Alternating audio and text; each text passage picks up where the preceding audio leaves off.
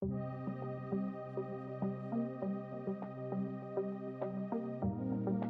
hi!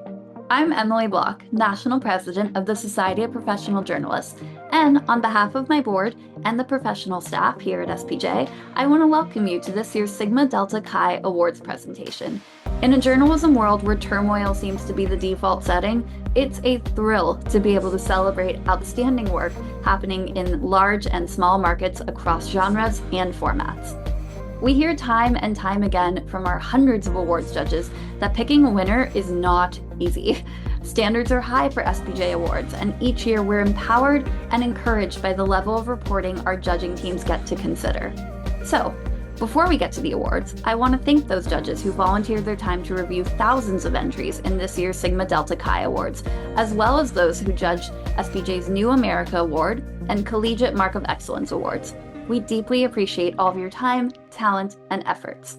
Each year, SPJ staff, alongside our awards committee, considers ways to better reflect changes in our industry while never veering from our purpose of celebrating top-notch journalism. This year, we've expanded categories for science, crime, and public service reporting, and also added new online-only categories for investigative reporting and inequalities in society.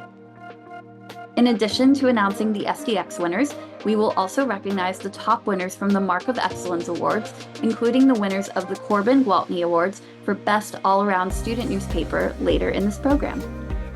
You will also find winners and links to their award-winning pieces at spj.org. And I hope to see you at MediaFest 25, SPJ's annual convention, this fall in Washington, D.C., to congratulate many of these winners in person. I'll now turn it over to our readers, who will share their comments that come directly from the judges. For some categories, we will also show a portion of the award-winning entry. First up, awards that were open to all media formats, including print, online, audio, and video. For fact-checking, the winners are Jameson Francisque, Jacob Kushner, Emily Barone, and John Patrick Pullen of Longlead for An Unnatural Disaster, which according to judges, demonstrates outstanding rigor and sensitivity in verification about difficult issues from vulnerable first-hand sources. In consumer and retail reporting, the SDX award goes to Ashley Okwusa, Amy Yerkanin, John Diedrich, Jordan Noenig of The Examination, Al.com, and the Milwaukee Journal-Sentinel for Highly Legal. States continue to wrangle with how to handle marijuana sales, and this team dug deep into Delta 8 and its dangers. This is the kind of story that gets the attention of regulators and legislators pushing for change. For business and finance reporting, the SDX award goes to Kevin Armstrong of New Jersey Advanced Media for Come 9th Grade, I Plan to Get Paid. Armstrong did what any good journalist would do, expose the lies told by the staff about exactly what the Student Athlete Academy was doing. Armstrong exposed the scam and forced stakeholders to take an honest look at how things went off the rails. In the category of cultural criticism, the winner is Melanie McFarland of Salon. McFarland writes like there's something at stake in cultural criticism, which, of course, there is. Whether or not you're familiar with the source material, she allows the reader to view it through her lens and backs up her arguments with reason and great writing. She's not just handing down a verdict, she's engaging her readers in a conversation that matters. For food and restaurant journalism, the winner is Elena Kadvani for columns in the San Francisco Chronicle. In stories ranging from a choose-your-own-adventure digital piece to an investigation of a restaurateur's bad dealings, the author showed extensive knowledge of cooking, food, the business, and the industry, and coupled it with bright, accessible writing. In regional political reporting, the winners are Julie Watts, Ryan Sabalo, and Fawad Kasmoud of CBS News, California/Cal Matters for California's fentanyl fight, Politicians vs. Parents. This piece makes the findings understandable with a very good explanation of AI assist. She was having trouble sleeping and made the fatal decision to buy a prescription pain pill on Snapchat. These home surveillance videos are the last images of Alexandra alive, holding what she thought was Percocet.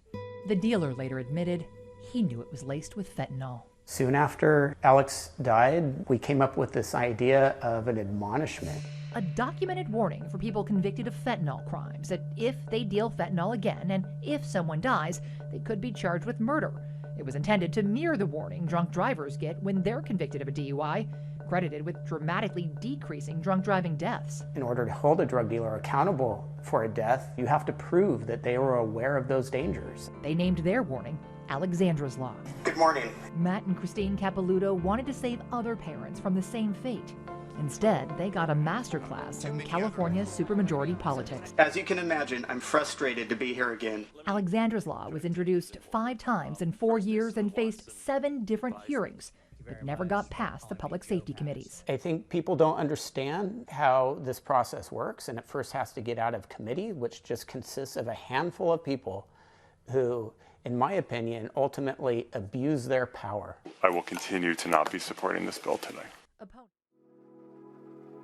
For Spanish language feature reporting for stories originally reported in Spanish, the winners are Rafael Hernandez, Salome Ramirez, and William Montalegre of Voice of America for Dreams of Crossing the Darien in the Footsteps of Migrants in the Jungle. The level of access the team got to a remote area showing the dangerous conditions is an example of amazing journalism. In the category of arts, entertainment, and fashion journalism, the winner is Dan McHugh of The Well News for Ghosts of the Delta Still Walk the Halls of Chess Records. McHugh's writing is both poetic and insightful. The amount of history interwoven with personal anecdotes is lovely. For travel journalism, the winners are Natasha Holt, Nanette Holt, and Richard Moore of the Epoch Times for Pony Roundup in Virginia captures the hearts of horse lovers for 100 years. The piece stood out for its deep research and reporting, providing historical context on a unique place and tradition. For obituaries, the SDX Award goes to the Sunday Today staff at NBC News for Life Well Lived, a finely crafted collection of remembrances covering a lovely slice of Americans. A Chicago television program got such response after Jenkins' appearance in 1956, she was given her own regular segment called This Is Rhythm. Miss Mary Mac. Jenkins went on to record her own unique versions of Miss Mary Mac, Muffin Man, and I've Been Working on the Railroad. I've been working on the railroad. Over the course of her career, Jenkins played shows on all 7 continents. She performed at a 1964 civil rights rally led by Martin Luther King Jr. She earned a Lifetime Achievement Grammy Award and appeared on Sesame Street and Mr. Rogers' Neighborhood. Head and shoulders, baby, 1, 2, 3. Ella Jenkins, the First Lady of Children's Music, died last weekend in Chicago. She was 100 years old. You sing the song and I'll sing the song in warm or wintry weather. For Spanish language news reporting, the winner is the Noticias Telemundo digital staff for Traileres Trampa para Inmigrantes, compelling work investigating a network of cargo trucks. The interviews and visuals were captivating, and the reporting appears to have led to the issue being highlighted both in the US and Mexico. In the tech and reporting category, the team of Bill Whitaker, Mark Lieberman, Cassidy McDonald, and Peter Berman from CBS News wins for their 60 Minutes report, NVIDIA. Great reporting, humane, powerful, and inspirational. There are some jobs that are going to become obsolete. Well, let me offer it this way. I believe that you still want human in the loop because we have good judgment, because there are circumstances that the machines are just not going to understand. The futuristic NVIDIA campus sits just down the road from its modest birthplace, this Denny's in San Jose. Good morning. Where 31 years ago, NVIDIA was just an idea. My goodness. When he was 15, Jensen Huang worked as a dishwasher at Denny's. As a 30-year-old electrical engineer, married with 2 children, he and 2 friends, NVIDIA co-founders Chris Malachowski and Curtis Preem, envisioned a whole new way of processing video game graphics. And so we came here, right here to this Denny's, sat right back there, and the three of us decided to start the company. Frankly, I had no idea how to do it, and nor did they. None of us knew how to do anything. And now, onto the audio and visual categories. For television breaking news coverage, all markets, the winner is WVE staff for a severe winter outbreak, an outstanding team effort providing critical information. It includes a strong open with a great get and use of the officer's video cam, compelling eyewitness interviews, and excellent use of both drone video and live shots. We just got on the scene here in Slidell. Obviously a lot of damage to show you. Sir, you were saying the whole building, nobody got hurt here nobody though, right? Got hurt. No ma'am, nobody got hurt. Everybody's safe, thank God. Were y'all inside when it happened? All inside the building, yes ma'am. What did it sound like? Big boom. And then the windows blew in, and come look outside and the building was gone. That's the debris from across the street. So some of y'all's cars are stuck in here as well? Everybody's cars. It was crazy. Pretty much all the windows were busted on all the cars. Yeah, it was crazy. For radio breaking news reporting, all markets or network syndication, the winner is the staff of CBS News Radio for Trump assassination attempt. The coverage captured the sound of the event and put the listener in the moment, harrowing though it was. Real, unfiltered, and courageous. Donald Trump's campaign said in a statement that he was fine and being checked out at a local medical facility. This man was there and described what he saw. The one guy was able to exit on his own with some help from the other people. Another guy was being carried out, and he really didn't have any expression or anything, and they took them off to the side and laid them on the ground there and were attending to them at that point. Everybody got down on their knees or laid down. Unfortunately, someone in the bleachers had been hit. It looked like a large man. People were trying to administer first aid, and there was blood everywhere. Within a few minutes, the police came and carried that person out, presumably to get the kind of emergency care they needed. In radio feature reporting, all regional markets, the winners are Chip Mitchell and Patrick Smith of WBEZ Chicago for Chicago is closing its biggest tent city but comes up short on promised apartments. An excellent example of show, don't tell. Back at the taqueria, Porfirio and Melissa say without one of those rent-free apartments, they're not sure where they'll go when Humboldt Park is cleared of tents Friday. We don't deserve to be forgotten. We're not bad people. At least we're trying to better ourselves. They say a homeless shelter divided by gender is not an option. Because we like sleeping beside each other. We like being around each other. I love this woman with all my heart. Cold weather ain't gonna stop us. He's the other piece of my heart. Porfirio and Melissa say they're going to keep hustling for work. They're going to keep making the walk for methadone. And they're going to do it together. For radio sports reporting, the winner is Caitlin Ton of Wyoming Public Media for Ski Joring brings cowboys and skiers to small towns. The lack of snow is leaving the sport in flux. A story that brings notice to a little-known sport and connects it to both rural life and climate change. And the conundrum of holding snow-dependent events on a low snow year has rippled across the state this year. Saratoga had to bring in 171 dump truck loads of snow from outside of town to build their ski joring track.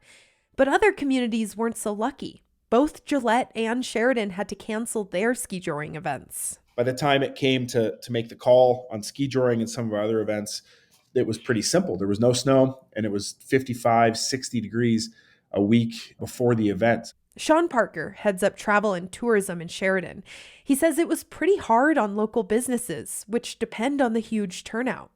2019 was the first year they held ski joring. According to Parker, the town saw more people in one day than they do all month in February. It's a big deal. I mean, you go from nothing to something, and any positive economic stimulus helps. For Investigative Podcast episode, the winners are Suki Lewis, Julie Small, Chris Igusa, and Steve Rascone of KQED for On Our Watch, New Folsom. The KQED reporting team braved personal danger and a culture of institutional silence to tell an impactful story exposing the cycle of violence against incarcerated people at Folsom. The podcast is suspensefully paced, but never ghoulish or exploitative. The police pulled her out of the house and had her sit in the back of a squad car. They told her they needed to ask her some questions. The officer was trying to talk to me. It was this lady. And she's like, what happened? And she goes, how did this happen? I was like, I don't know, but it's his job. And I just kept saying it's his job. This is all because of his job. She goes, where does he work? And I'm like, he works at CDCR. CDCR, the California Department of Corrections and Rehabilitation. It's this stupid job. It just overtook his life, his thoughts, everything that he stood for. For narrative podcast episode or radio documentary, the winners are Will James, Sydney Brownstone, Esme Jimenez, and Liz Jones of KUOW Public Radio and the Seattle Times for Lost Patients, which takes a difficult and sensitive subject and covered it with commendable elegance and humanity. Both urgent and humane in its focus on people suffering from psychosis who are rarely heard except in their most difficult moments. The podcast brought tangible results to its community in the form of new rules on patient archives. When I've had chances to ask people what psychosis is like, more than one has answered like this, that it's kind of like a dream. You wake up and you forget a lot of the details and you might have some hazy pieces to put together. So yeah, it's a lot like a dream, and everybody I think can relate to that who at least remembers their dreams. Psychosis is what we call it when someone loses touch with reality, usually because of a serious mental illness like schizophrenia. What I've learned is that psychosis can be wonderful in the ways dreams are wonderful. I thought I controlled the weather, and I would stand outside in the rain just like the guy in Shawshank Redemption, and it's kind of funny in hindsight because it was kind of awesome to think I controlled the weather. I was invincible. It's euphoric in some way. I think I felt sort of euphoric at the same time I was feeling frightened. And psychosis can be terrifying in the ways dreams are terrifying. I would be looking at somebody and I'd see their face and I'd turn around and it wasn't that same person. It was like they had a different face. I had an episode thinking I was going to be poisoned and I wouldn't eat or drink. I think that these people are chasing me and I'm hiding and I'm crying. It was like living a total nightmare, like a sci-fi nightmare. For Conversational Podcast episode, the winners are Sasha Koka, Jessica Kairisa, Victoria Malion, and Brendan Willard of KQED-FM for The Poet and the Silk Girl, a Japanese-American story of love, imprisonment, and protest. The tone is uplifting and great research was put into the piece. Your dad was actually segregated with other men, first inside a jail within the Tule Lake prison camp. And you saw a photograph of him years later at the Smithsonian, held in that jail with other men. Tell us about that moment. I turned the corner in the museum, and there was this very large photo of men behind bars in a jail. And I immediately recognized my father standing there. And I burst into tears because I didn't know until then that he had actually been put in jail in Tule Lake and then shipped off to Bismarck, North Dakota, which was a Department of Justice internment camp for enemy aliens. I knew we were in camp. I didn't know he had been in jail inside of the camp. And so when I did more research, actually found the photo of my father's mugshot, I could see the bruises and cuts all over his face and neck. For public service and radio journalism, all market or network syndication, the XCX Award goes to Simone Rio and Beth Healy of WBUR for In Pursuit of Home, a strong series in which each piece feels meaningful and tells immigration stories through a human lens. Indiana seemed like a dead end. They tried Philadelphia next, but it wasn't any better.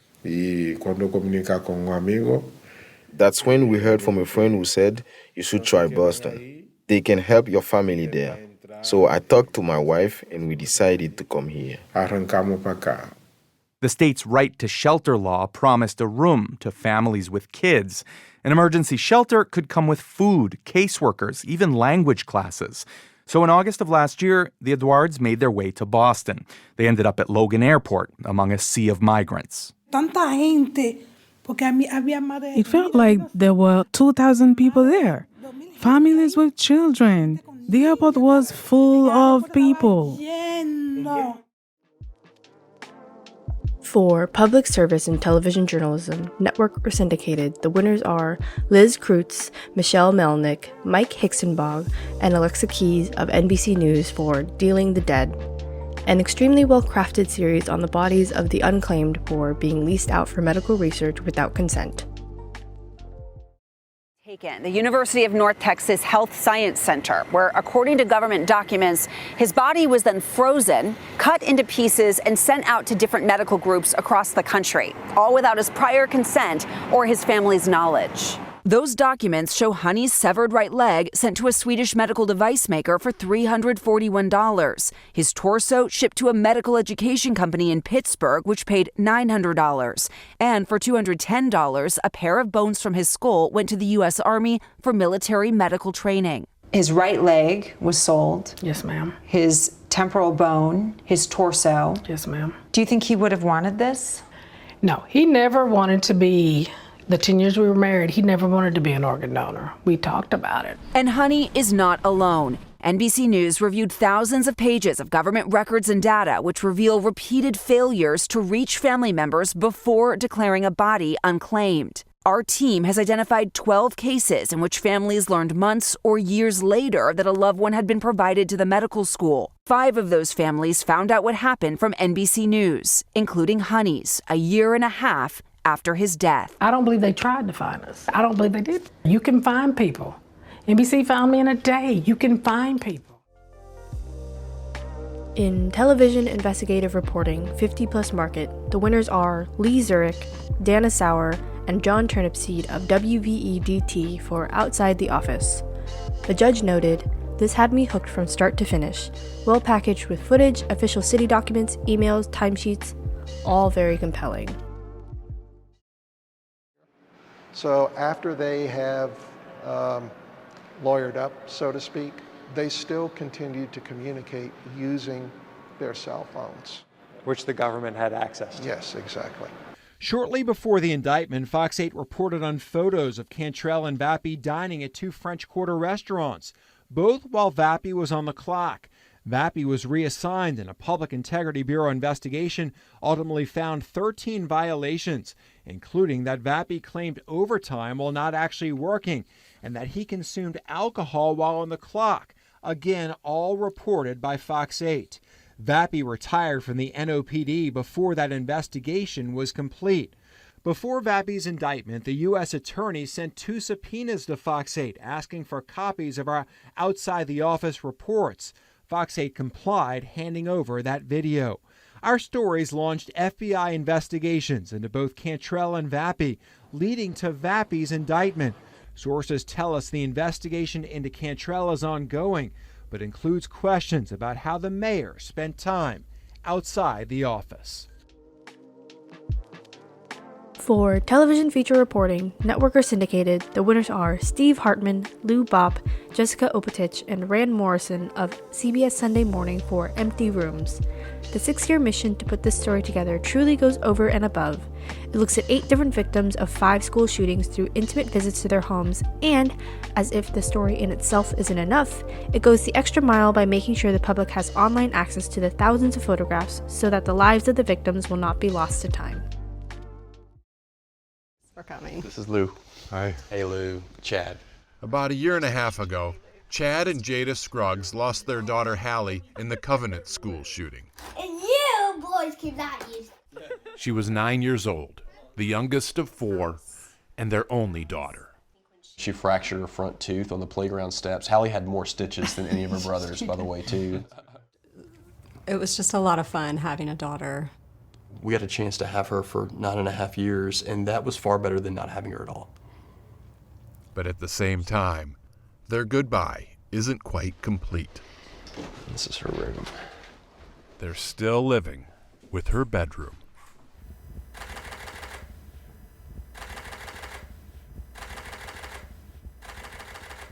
Over the past 6 years, 8 different families from 5 different shootings invited us into these sacred spaces, allowing Americans to see, for the first time, what it's like to live with an empty child's bedroom. For television feature reporting, 1 to 50 market, the winners are Boyd Huppert, Chad Nelson, Devin Cranky, and Jacob Charbonneau of KARE for Land of 10,000 Stories. Each of these stories is beautifully shot and edited, well-paced, with writing that complements the video. A perfect marriage of images and words. These are called beads of courage. Courage. Pokes I had. Doesn't begin to cover Days in the hospital. what Kobe has been through the past year and a half. This was my stem cell transplant bead. Stem cell transplant, chemotherapy, radiation, brain surgeries. Most of it was just praying and knowing that God has, he knows what he's doing and, is doing this. And he's not doing this, to be mean. When Kobe lost his hair, his friends shaved theirs too. Hockey teammates wore his number on their helmets. And when Kobe was granted a Make-A-Wish, This is my wish. This is my wish. his request surprised none of them.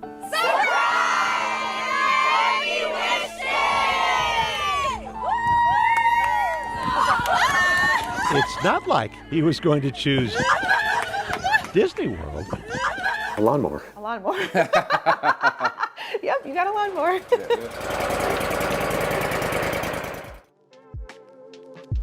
For television feature reporting, 50-plus market, the winners are Luke Moretti, Dan Holland, Rich Ursing, and Kurt Murphy of WIVB-TV for Harley Field, A Dream Come True.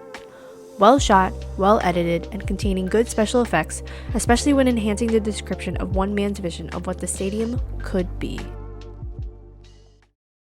Play ball! Because this isn't just any neighborhood ball field. This is Harley Field in the town of Lockport, privately owned and operated by, you guessed it, I wanted to build a ball diamond because I always liked baseball. At 75 years old, George Davis is seeing his lifelong dream play out right before his eyes. What a game! Yes, it's the love of baseball that drives George Davis, but it's also the smiles on the faces of youngsters who step on this field for the very first time. Just to say they've been here, seen it, and I'll never forget it. For television sports reporting, the winner is Al Jazeera English staff for The Big Gamble, an extremely well done look at online betting. The documentary genre demands precision research. This one does just that while also factoring in pathos and empathy. It must have escalated pretty quickly there, huh? You can only watch one game at a time, but you can bet on 30, or just world soccer in general. It's on 24 hours a day. It would not be irregular for me to be in bed on my phone from, call it 8 a.m. to noon or even later, 4 games on at once, betting all of them, betting, Bulgarian, Romanian. He told us he lost more than $50,000 gambling. Every deadline I set for myself, I'll stop betting when I turn 21. I mean, that was a joke. Stop betting when I graduate college. Stop betting when I start working. Stop betting when I turn 22. I blew through every deadline. How did it affect your relationships? I would be visiting my girlfriend and I would just go in with my phone, sit on the toilet, rattle off 10 bets. All of a sudden, my girlfriend doesn't know I have $2,000 in betting risk. Those moments, I would think to myself in the corner of my brain, am I a sociopath? If you have someone 18, even 22, their ability to make good decisions and the impulsivity still isn't fully developed. Then you put something like a gambling app on a phone, and there's no speed bumps or guardrails, there's nothing to slow them down. It's a perfect storm. For network or syndicated television documentaries, the winners are Cynthia McFadden, Yasmin Salam, Nick Lerman, and Janelle Rodriguez of NBC News for Baby Heaven, The Buried Stories of Camp Lejeune. This outstanding report features heartbreaking and detailed personal accounts from a diverse group of women about their miscarriages, deaths of children, and their own health struggles as a result of water the military knowingly poisoned. For the past 39 years, I blame myself because I was afraid to have more children. I became depressed. I became a totally different person. Do you now believe that what happened to your baby was because of the water? Absolutely, without a doubt. I've had so many health issues in my family, systemic, unexplainable. I had my sister had systemic pulmonary fibrosis. She's never smoked, yet her lungs was dried up like asphalt. She passed away at 42. She needed a heart and lung transplant. Yes, it went through my family like a tornado. Are you angry? I'm mad as hell. I'm mad as hell. My dad fought for this country. My husband fought for this country, but you can't take care of his families. For national or syndicated radio feature reporting, the SDX Award goes to Rose Conlon of KMUW for Why These Nuns Have Filed More Than 350 Shareholder Resolutions. Well-balanced and full of good quotes, it also featured good use of background noise and music. These days, Sister Barbara McCracken leads the monastery's shareholder activism. She flips through resolutions from the spring. Netflix, well, their code of ethics is what that one is about. And then Tyson, of course, is the child labor audit is what we wanted. And Verizon is a big one, too. And we wanted lobbying disclosures, how they spend their money on lobbying. Netflix says their code of ethics contains strong anti-discrimination protections, and added that most shareholders opposed the nuns' resolution. NPR reached out to Tyson and Verizon as well, and neither responded. And we don't want to, we're not trying to bankrupt the company or something. We want them to develop some kind of a social conscience, particularly regarding global issues, which includes then the environment, and then low-wage issues and racial justice issues. For radio investigative reporting in all markets or network syndication, the winners are Joseph Shapiro and Robert Little of NPR for The Forgotten Safety Net. The reporting about a little-known Social Security program really digs into the complicated issue. Great audio with lots of history and background. We heard of dozens of cases from SSI recipients and their lawyers of people disabled, eligible, and in need who were denied SSI or cut off of SSI benefits because they went over that low $2,000 asset limit. A New York man told us about going to the Social Security office and being denied because he owned a worthless timeshare in the Poconos.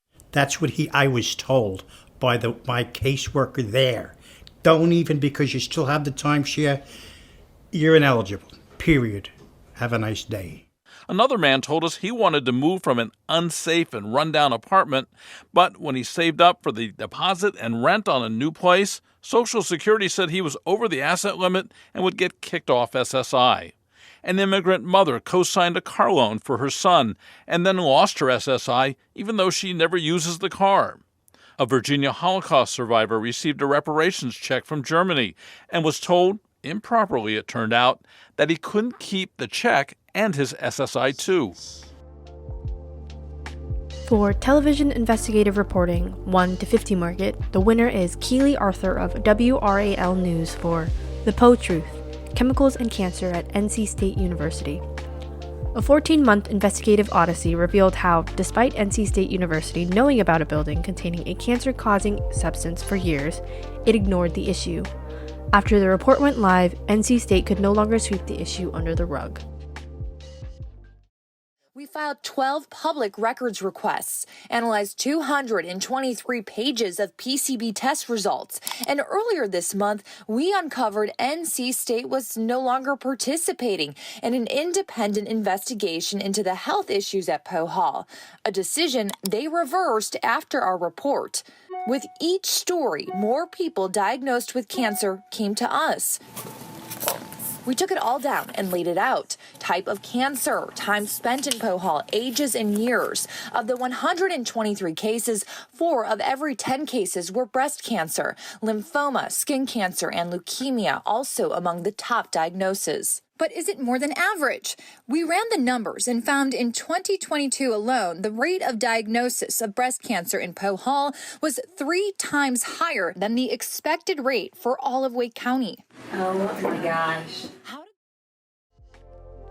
For television investigative reporting, network or syndicated, the winners are Sharon Alfonsi, Lucy Hatcher, Jessica Kegu, and Robert Zimmett of CBS News 60 Minutes for Boeing's Whistleblowers. Hearing directly from employees of large corporations in 2024 is not normal, but because 60 Minutes took the time to build a relationship, this story lets millions into a company's inner workings. For 14 terrifying minutes, nothing stood between the 177 people on the Alaska Airlines flight and the cold evening sky. We do need to return back to, we have 177 passengers. The distress call came shortly after takeoff, when a panel over an exit that's only open for maintenance, called a door plug, blew off 3 miles above the ground. Emergency aircraft now leveling 12,000. The plane, a Boeing 737-9 MAX, just a few months old, landed safely, and remarkably, no one was seriously injured. A month later, the National Transportation Safety Board's investigation revealed 4 bolts required to secure the MAX's door plug were removed during production at Boeing's factory in Renton, Washington, and never reinstalled. Boeing says it can't find any paperwork to explain how a plane left the factory broken. Sam Mohawk works at that Renton factory. This is his first television interview. So, in January, when you heard about the lost door plug incident, what was your reaction? I was not surprised. I was almost expecting something to happen. I was actually happy that it wasn't a catastrophic event that took down an airplane. That kind of put visibility, what was going on internally, out to the public. For network or syndicated television breaking news coverage, the winners are Richard Engel, the Engel Unit staff, and NBC News staff for Richard Engel Reports, Fall of Assad in Syria. An outstanding job captured the end of Assad's reign and the immediate rise of the interim new government, even as the change was underway. The camera was where it needed to be to capture incredible scenes of, and reactions to, what was taking place from the streets, to the palace, to the prisons. Every segment offered something new. It is ultimately how all dictators go. Jubilant crowds tore down a statue of the now former President Bashar al-Assad's father, the founder of a dynasty that ruled Syria with an iron fist for more than half a century. We saw the same scenes as pictures of the Assad family were defaced at the border crossing where we entered Syria this morning from neighboring Lebanon. We are now inside Syria. We just crossed the border, and you can see there are no controls anymore. The government is gone. There are rebels, gunmen on the street. The regime has collapsed, and you notice that the second you enter this country. The mood is celebratory and welcoming. People are proud of this new dawn, and still in disbelief that Assad is really gone. As we drove to the capital, we passed boys on an abandoned government tank cheering Hurriya, Arabic for freedom. For television documentaries 1 to 50 market, the winners are Julianne Veracci, Diane Orson, Mark Mirko, Ryan Carson King, and Megan Linden of Connecticut Public for Unforgotten, Connecticut's Hidden History of Slavery. Educational, thoughtful, well-paced, and insightful. I used to hate history. The only real connection I had was skin color to something beyond, what I knew, Africa. And I remember studying every year, it seemed like the Civil War would come up and there would be pictures of little pickaninnies outside of a little house. And that was me. That was the representation of me to my classmates. I was the living slave. That discomfort, that feeling of representing something that I didn't feel that I was representative of me, but that's what was seen. I was always, kind of disturbed by the fact that my connection to slavery, and that's all I was, like the only contribution somehow I made to this country was free labor. I did not have a context for understanding the richness of my history or the fact that I had had relatives that fought in the Revolutionary War, not to mention the Civil War and just about every other war we've had, but I didn't have that context. For television documentaries 50 Plus Market, the winners are Barney McCoy, Christian Anderson, Christine LeShock, and Ian Edgington of Nebraska Public Media for Running Towards the Fire, a war correspondent's story.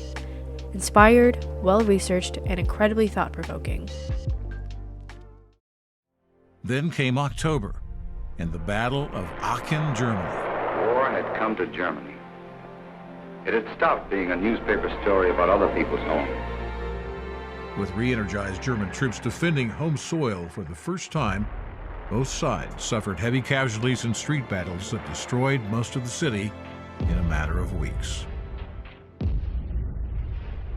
As the Battle of Aachen raged, Reuben got word his younger brother Gene, a Marine aviator, had died when his fighter plane crashed on a training flight 9,000 miles away in California.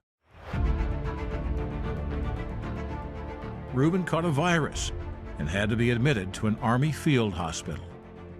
In the mornings, I lay on my cot beside the tent as the days were bright and sunny and saw the beautiful green hills around us that were Germany with their pretty little farmhouses. At times I wished they weren't so peaceful and untouched.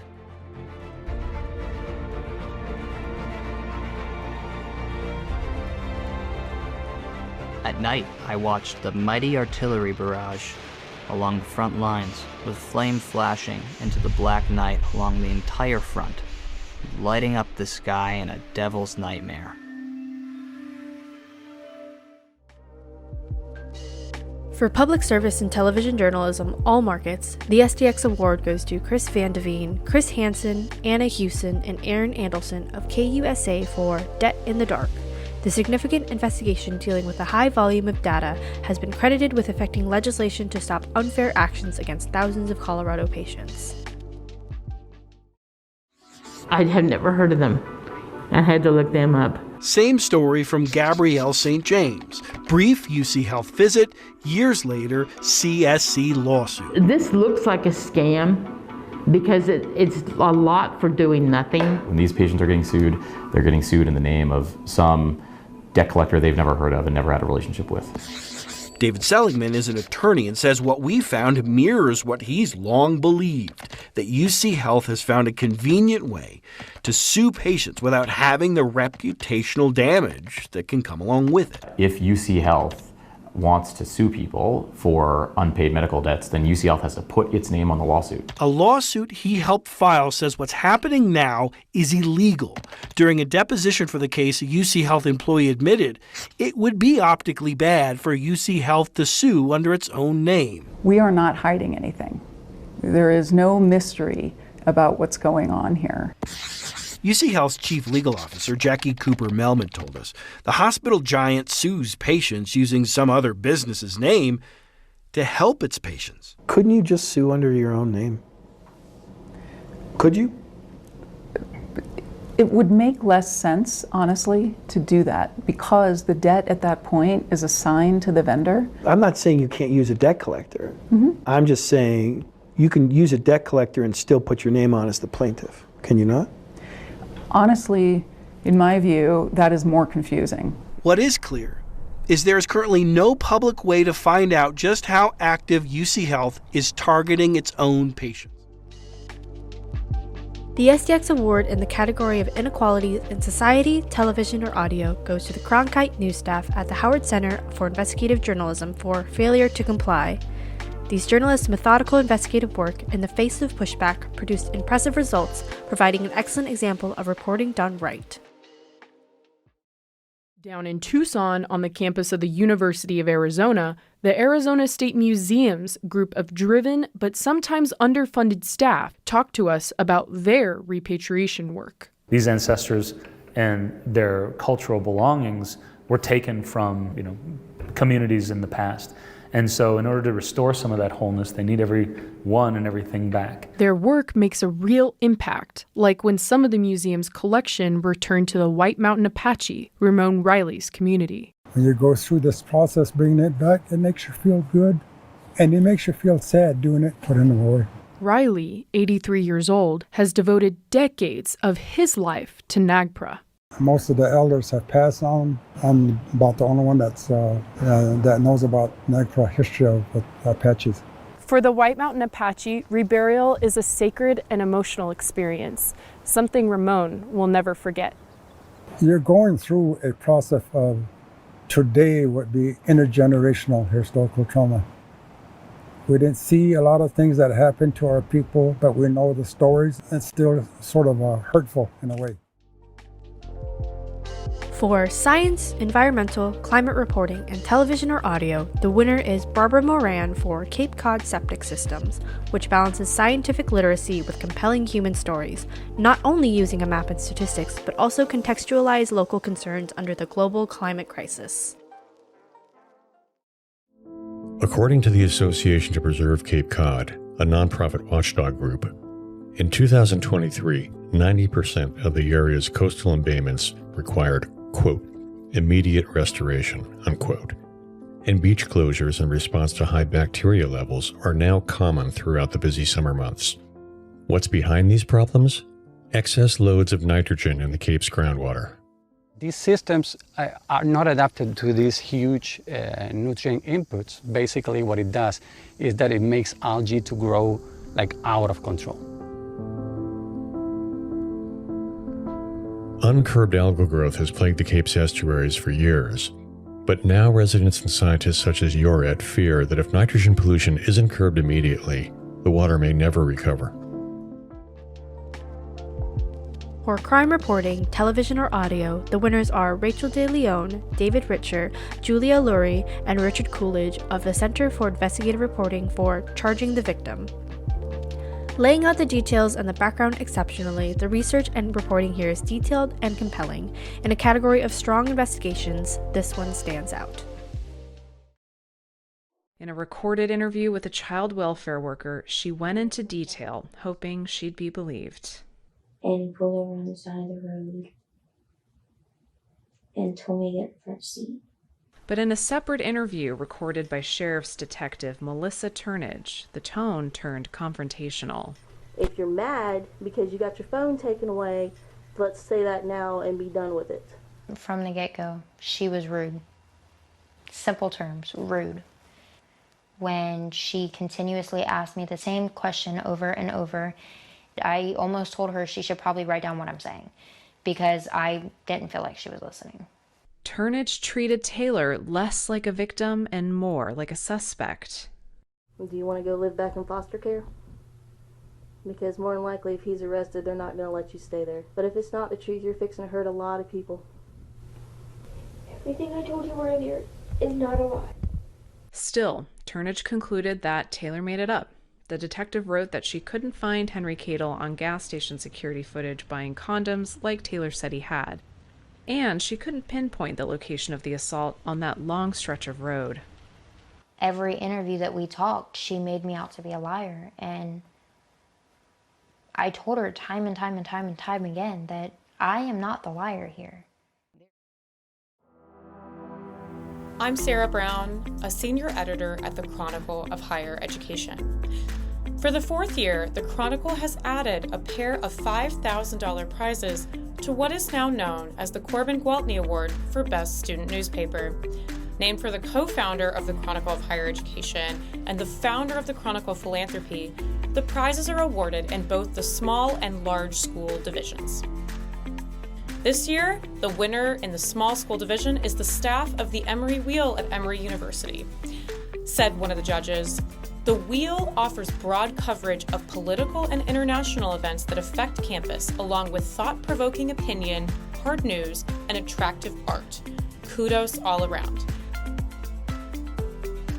And the winner in the large school division is the staff of the Columbia Daily Spectator at Columbia University. The judges noted, "It was an eventful year at Columbia, and the Daily Spectator covered it admirably. Its reporting, particularly of campus protests, was vivid and balanced. Its photography brought the campus to life. Its opinion pages were well-reasoned and well-written.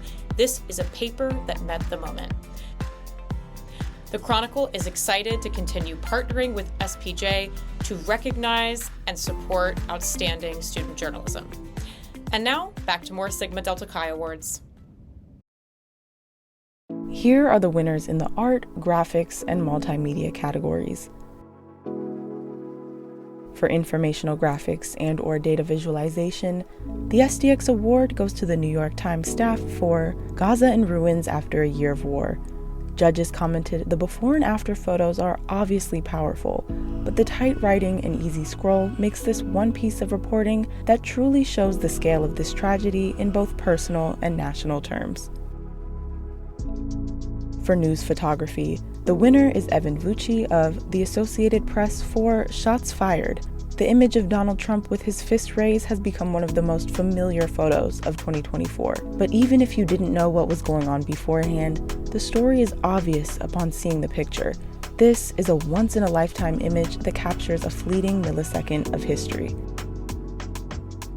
For feature photography, the winner is Chrisanne Johnson of Bloomberg News for The New Americans. This could have been maudlin or too on the nose. It could have been melodramatic while also being shallow. Instead, it's intimate, personal, and expertly shot. For sports photography, the winner is Scott Serio of the Eclipse Sports Wire for Knight Rider.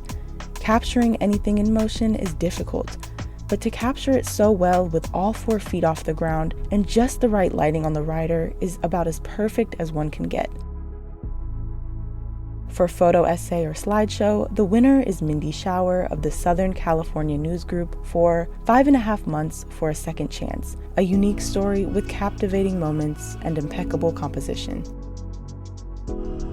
For digital video, the winners are Sharouk Omar and Muad Al-Zarek of Muwatin Media Network for Factories Watered While Farmers Left Thirsty, a news source unknown to many in the US, a story few of us know about, production values that overcome the lack of easy visuals. Put it all together and you get an unexpected contradiction, joy at watching journalists excel at their craft and anger at the subject matter they're tackling. المقتدر بيعمل بير بس بالبير مكلف والمزارع يدوب يجيب يعني مصروفه ومصروف ولاده وبيته يدوب يكفيه. المي بتجينا من وادي الموجب، بتجينا بكل 3 أيام 6 ساعات. نجمعها ببركة بلاستيكية لدورتين 3 وبنستعملها نسقي منها حتى تكفي، لأن 6 ساعات ما بتقدر تسقي 7 دلوم. احنا تأقلمنا لأن نقصنا كمية الزراعة بالصيف بالذات، زراعة خفيفة حتى نقدر نرويها.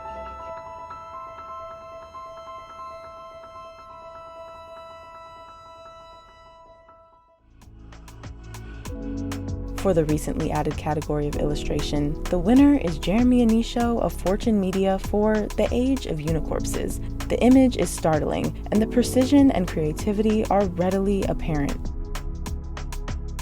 For editorial cartooning, the winner is Adam Ziglis for his work in the Buffalo News. Ziglis is an artist of very few words, but the ones he chooses are a gut punch. At his best, he doesn't make you smile, he makes you wince at the reality you're smacked with. And now, we'll take a brief break from SDX Awards to share SPJ's top Mark of Excellence Award winner for college journalism. Back in May, we announced both the regional and national winners in the SPJ Mark of Excellence Awards for college student journalists. From that outstanding work, our judges have the difficult task of selecting one top winner for our Best of the Best Award, the MOE Award. And the judges have done it. And so, the 2024 MOE goes to the New York City News Service, a student-powered service at the Craig Newmark Graduate School of Journalism at the City University of New York, for Daycare Danger. It was a tough choice, the judges said, with several worthy contenders among the top category winners. But this one rose to the top thanks to thoroughly researched reporting and data analysis with high impact. There was a strong data component to the piece, as well as compelling and wrenching story about a family's loss.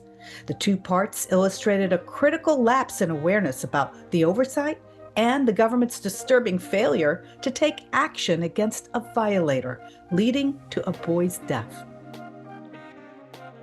Congratulations to the team at the New York News Service and all of the Mark of Excellence winners, both nationally and regionally. You give us hope for the future of journalism. And now back to more SDX Awards. For print and online work, SBJ is proud to award the following SDX Awards. In categories with multiple divisions, circulation is based upon non-Sunday print circulation. For investigative reporting, online-only publication, the winners are Emily Zentner, Lisa Pickoff-White, Mike Kessler, and Layla Barghedi of the California Newsroom for Deadly Restraint. Despite decades of warnings, police continue holding people face down.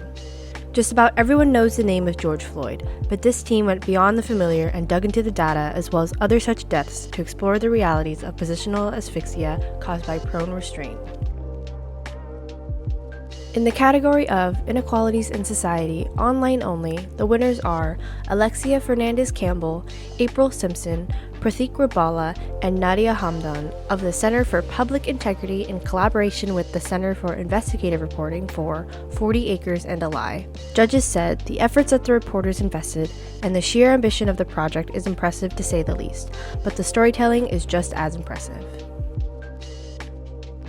For Inequalities in Society, print, the winner is Shirsho Dasgupta of the Miami Herald for Juvenile Crime, Adult Time. This is strong reporting work overall, covering an issue that rarely gets attention. Illustrations, graphics, and design also complemented the package extremely thoughtfully. For feature reporting under 40,000, the SDX Award goes to Jeff Sadel of the Detroit Free Press for Amity Dewey, The Face of Gun Violence. Deeply reported, it can be painful to read at times, but it should be read to help understand an issue of such pervasive importance. A masterful effort. For feature reporting, 40,000 plus circulation, the winner is Ruby Kramer of the Washington Post for Anger in America. The depth and breadth of the research is so impressive. Every one of the components is compelling. In sports column writing, the winner is Jason Gay of the Wall Street Journal. Judges called this column very readable with smart handling of some lesser covered topics, fun ideas, and great quotes. For general column writing up to 40,000 circulation, the winner is M.L. Elric for the Detroit Free Press column On Guard. M.L. Elric puts crooked politicians on notice. Well-written and researched columns putting politicians and other public officials on notice that they will be held accountable for their actions. For general column writing, single issue, 40,000 plus circulation, the winner is Josh Brodesky of the San Antonio Express-News. Especially moving, said one judge, is his column on his trip to Gettysburg. For editorial writing, the SDX Award goes to the New York Times opinion staff for At the Brink. The staff of the Times has delivered its superb messages with a groundbreaking array of multimedia. The diverse presentation is not a stunt, but a carefully executed and melded conveyance of opinion maximizing the strengths of straight print, photos, footage, audio, and even a procession of animated images. In deadline reporting, the winner is the staff of the Baltimore Sun for Collapse of the Francis Scott Key Bridge. Doing a lot with a little, Sun reporters explain the varied effects the disaster had and would have on the community, from the immediate traffic problems to the broader economic consequences. For magazine writing, the winners are Arkady Otrovsky and Michelle Thompson of The Economist for Life and Death in Putin's Gulag. The death of Alexei Navalny serves as a springboard for the eye-opening look at how today's penal system in Russia compares to that of the Stalin era. For magazine investigative reporting, the winners are Laura Cromaldi and Yvonne Abraham of the Boston Globe magazine for Justice for Sandra Birchmore.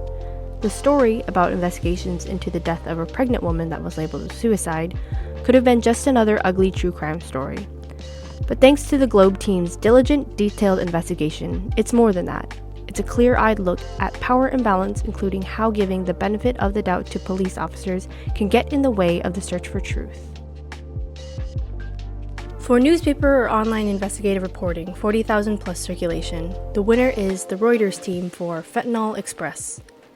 With mouth-dropping ingenuity, Reuters illustrated how the Chinese fentanyl chemicals fueling America's opioid crisis are astonishingly cheap and easy to obtain, to the point that they were able to make multiple purchases of the ingredients themselves. Then, with exhaustive detail, it documented how and why authorities are failing to stop this deadly trade by exploiting U.S. laws. In the category of newspaper or online investigative reporting under 40,000, the winners are Brittany Wallman and Sarah Blosky of the Miami Herald for Deal with the Devil. Brave and diligent work uncovered a plot in the state attorney's office that could have been a TV movie. The source work, the resistance to the pressure from the DA, and the compassion shown victims' family by Herald reporters deserve the highest honor. For science, environmental, and climate reporting, up to 40,000 circulation, the winners are Katie Surma and Nicholas Kunetz of Inside Climate News for Cashing Out.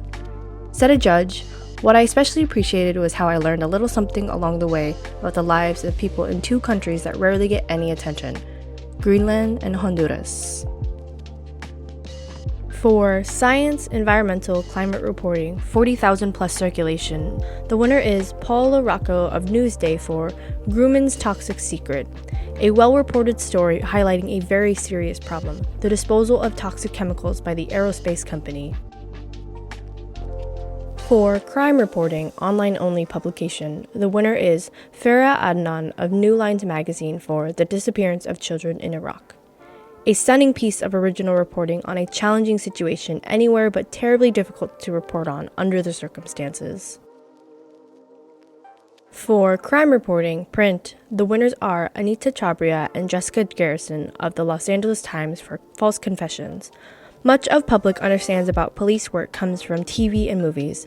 This entry took readers deep into the real world, loaded with facts and examples, but structured and written in a way that never loses sight of people. In public service in print journalism, the winner is Tessa Stewart of Rolling Stone for Alabama's War on Women, a chilling account of the aftermath of anti-abortion activists in Alabama seeking full legal rights for embryos. For public service journalism in online-only publications, the winners are Alyssa Zhu, Jessica Gallagher, and Nick Thiem of the Baltimore Banner for Baltimore's overdose crisis. 2 years of reporting and public official pushback couldn't stop the inevitable public service the series delivered, some of the most compelling reporting you will find. For foreign correspondents, the winners are Ben Bartenstein, Jack Whittles, and Archie Hunter of Bloomberg News for Iran's oil kingpin. The reporting draws sharp, clear lines between corporate obfuscation, stated backed networks, and economic loopholes. Bloomberg triangulates its finding using corporate registries, global banking affiliations, IP and funded ownership records, and former insider accounts. Outstanding work. In the category of Washington correspondence, the award goes to Mario Recio of the Austin American-Statesman for Texas Elections Tilt Fast and Furious. The veteran Washington reporter examined multiple political races in Texas, a bellwether for a conservative-leaning national mood, paying particular and detailed attention to the role of money in campaigns. For sports reporting, the SDX award goes to Maggie Gigandet of the Atavist magazine for The Extra Mile. This epic odyssey is many things: a love story of Herculean dedication, a tragedy about how a split second recalibrates an entire existence, and a fascinating and frequently funny profile of a particularly eccentric subset of ultramarathoners. But it is foremost a testament to enduring repertorial powers of trust, tenacity, and tough-minded but tender respect for the subjects of a story. For newsletter journalism, the winner is Marcela Garcia of Boston Global Media for Mira, a bilingual newsletter. set a judge, craftsmanship plus thorough research combined for a welcome addition to the inbox. For non-deadline reporting, 40,000 plus circulation, the winners are Emiliano Tawai Gomez, Carrie Heath, and Tony Poletsky of the Austin American-Statesman for A Fatal Field Trip. Records and data work coupled with excellent source development yield a masterclass in narrative reconstruction, telling in rich detail what happened when a cement truck collided with a school bus. For non-deadline reporting, 40,000 plus circulation, the winner is Bianca Vasquez Tonez of the Associated Press for The Migrant Experience in America, a gripping, heartbreaking collection of stories that immerse readers in the brutal everyday lives of recent immigrants in Aurora, Colorado. Visceral, masterful. For non-deadline reporting, online-only publication, the winners are Sarah Weitz-Kodashek and Gus Burns of AL.com MLive for Police Say They Can Tell If You're Too High to Drive. Critics call it utter nonsense. An in-depth look at an everyday law enforcement tool that, it turns out, is based on junk science and faith, yet has put countless of people in legal jeopardy.